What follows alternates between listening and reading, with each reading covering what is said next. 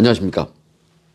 국민에게 보고하다 김태호입니다. 오늘은 유재수 사건은 계속될 것이다, 이런 내용으로 방송을 하겠습니다. 여러분, 부산시 부시장, 이 경제부시장 유재수 감찰 무마 사건 모두 기억하시죠? 조국이가 민정수석으로 재직 중에 특감반에서 이 유재수를 감찰해 놓고도 그 비리 내용을 물증으로 확인해 놓고도 조국의 지시하에 무마가 되었고, 그 결과 유재수가 아무런 데미지 없이 명예퇴직을 했고, 그로 인하여 민주당 수석전문위원 그리고 부산시 부시장으로 영전에 영전을 거듭했다는 그러한 스토리입니다.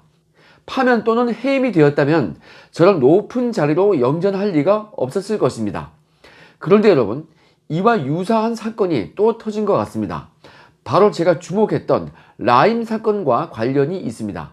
유재수 사건을 공익신고하고 형사고발을 했었던 저로서는요, 이번에 터진 사건도 너무나 구조가 유사해서 오늘 방송을 준비하게 된 것입니다. 여러분, 결론부터 말씀을 드리면은 청와대 경제수석실에서 파견 근무를 했던 금융감독원 직원 김모 전 행정관이 작년 2월부터 약 1년간 청와대에서 근무를 했는데요.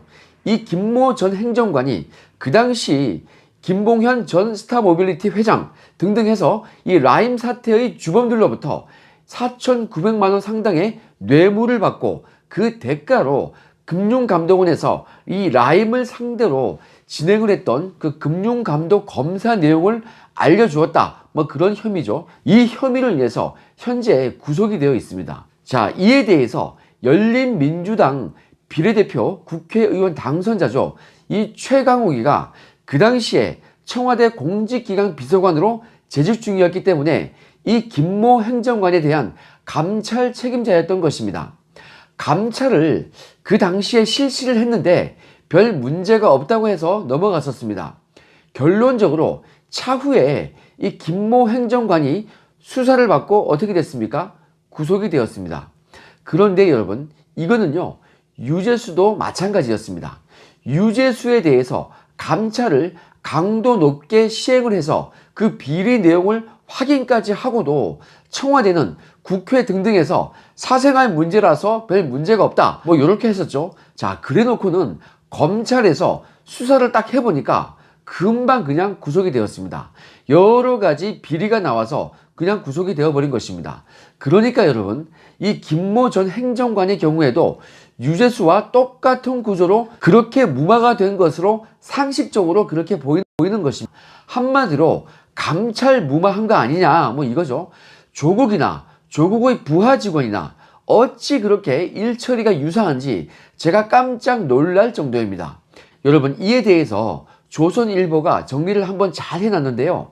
먼저 이 조선일보에서 날짜 순으로 정리를 해둔 이 표를 한번 보여드리겠습니다. 지금 표가 올라오죠. 자, 김모 전 행정관이 청와대 감찰 이후에 구속되기까지의 과정을 잘 정리를 해두었습니다.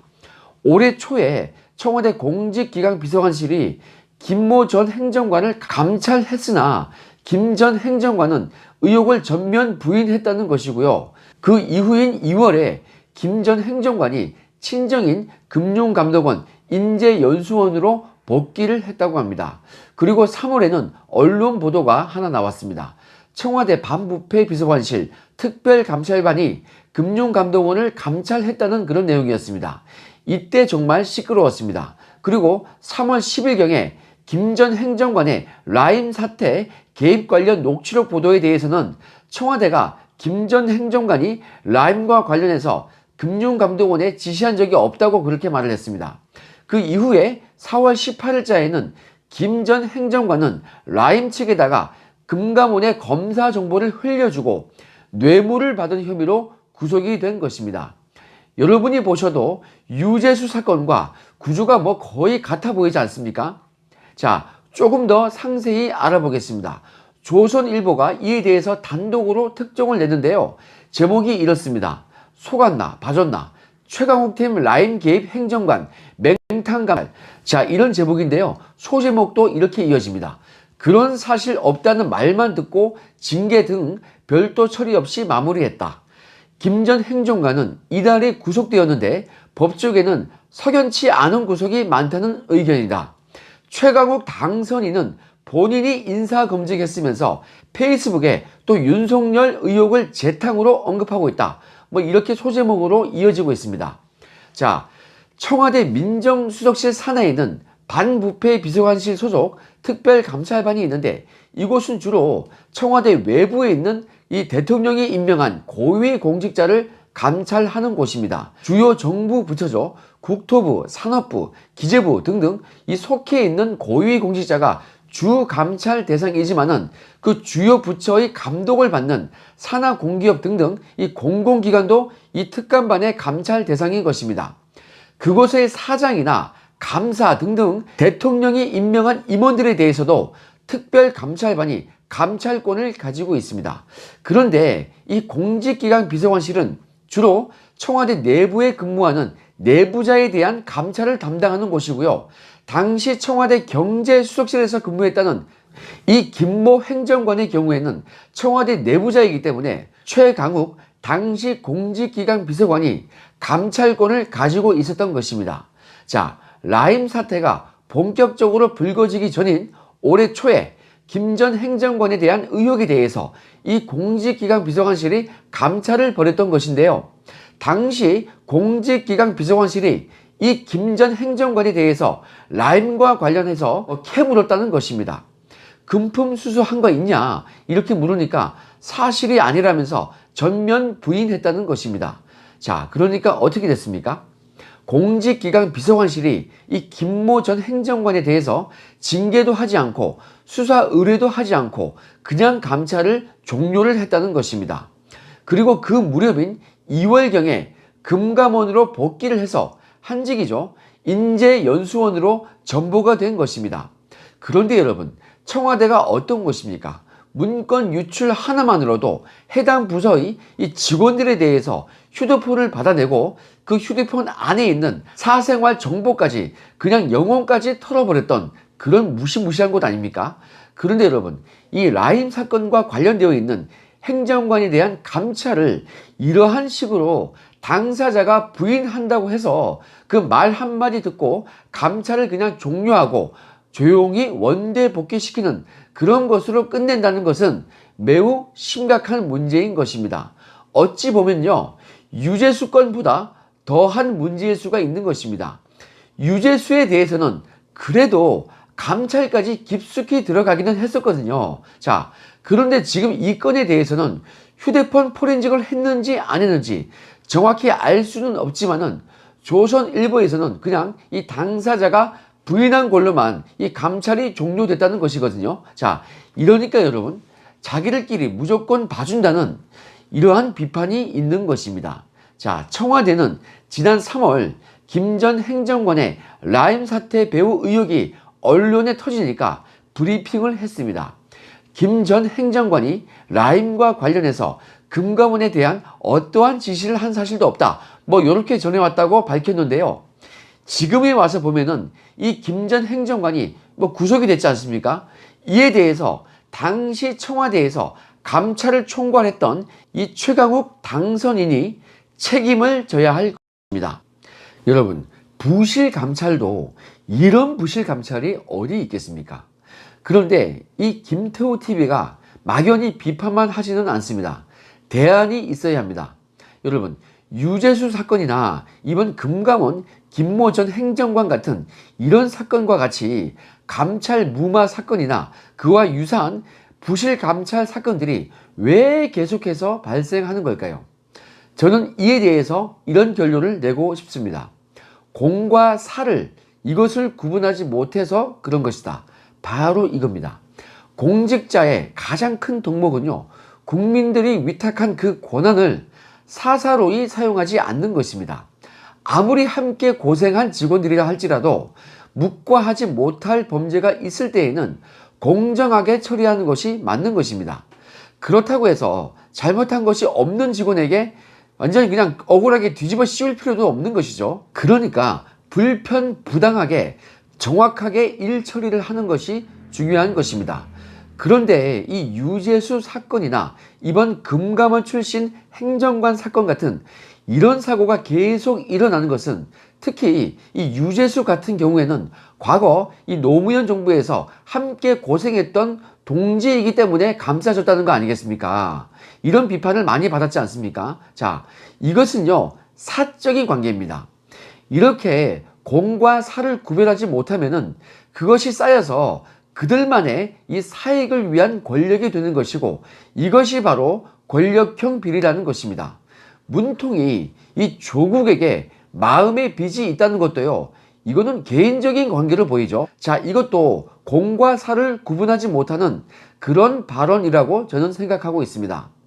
그리고 이 울산시장 이 송철호 사건도요, 역시 이 측근들이 알아서 했던 뭐 어쨌든 간에 사적인 관계가 공적인 영역에 영향을 미친 것이라고 생각합니다.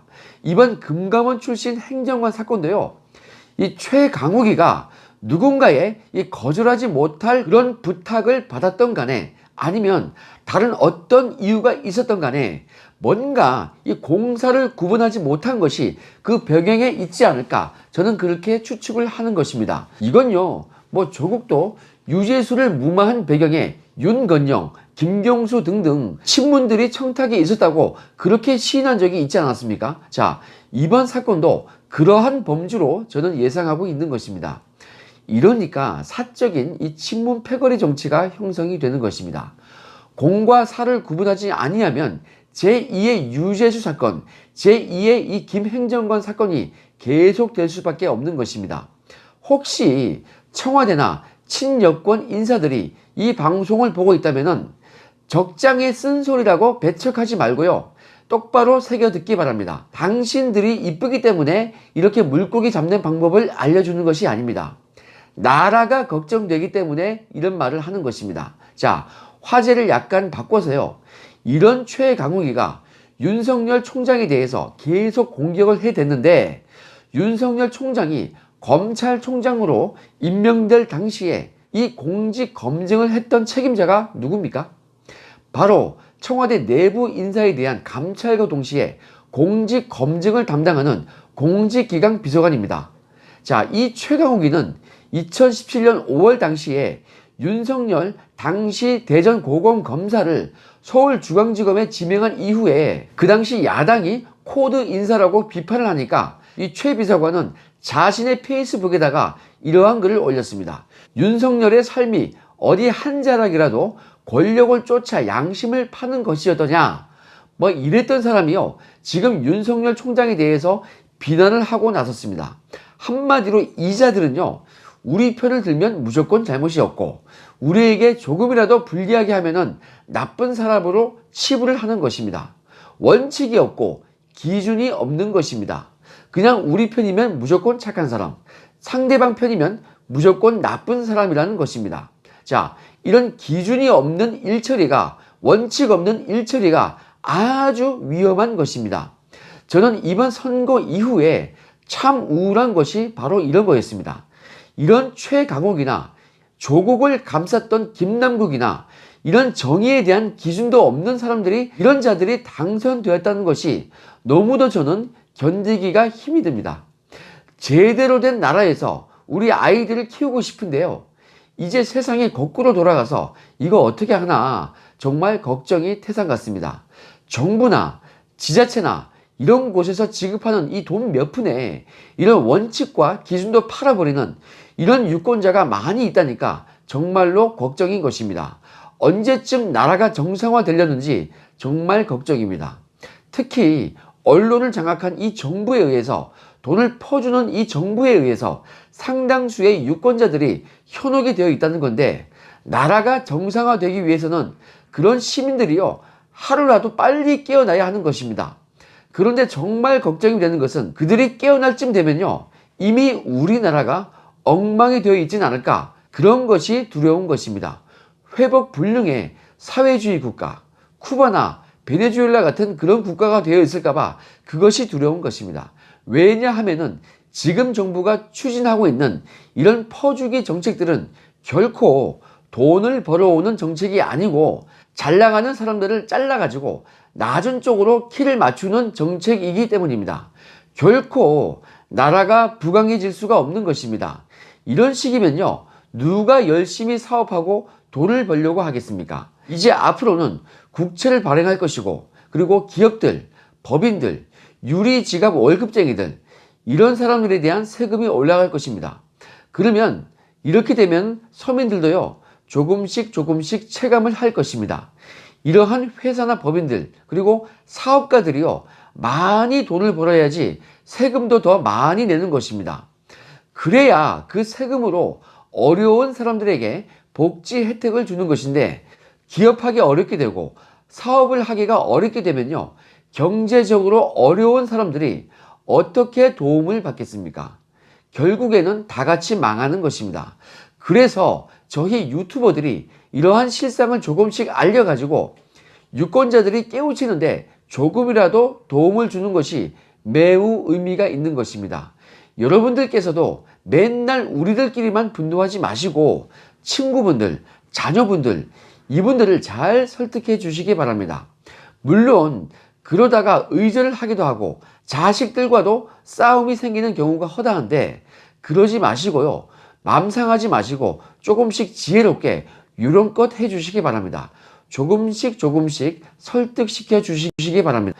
여러분, 저는 그래도 우리 국민들이 현명하다고 믿습니다. 지혜로운 국민, 정의로운 사회를 기대하면서 오늘 방송은 여기까지 하겠습니다. 건강한 하루 되시기 바랍니다. 감사합니다.